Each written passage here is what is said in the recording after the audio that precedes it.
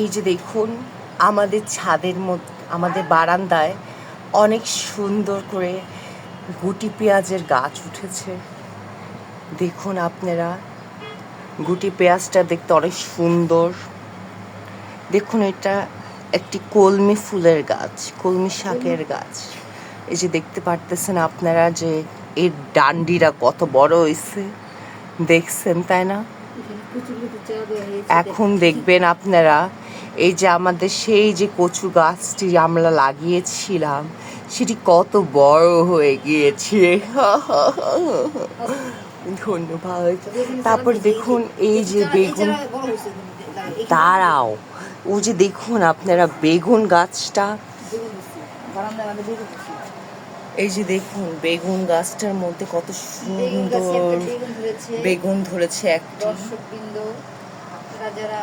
এই যে দেখতে অনেকটা ছোট আকৃতির একটি ফিডারের মতন।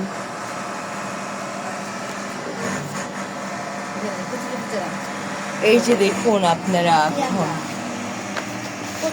কচুর থেকে আমরা চারা দিয়েছি ভাই। দেখুন চারাগুলো কত সতেজ এবং বড় হয়ে গেছে আস্তে আস্তে। আপনারা যারা কচুর লতির চারা দিতে চান তারা লতি থেকে এভাবে চারা দিয়ে ব্যাগের মধ্যে আস্তে আস্তে বড় করতে পারবেন। লাউ গাছের উপরে উপরে লাউ সব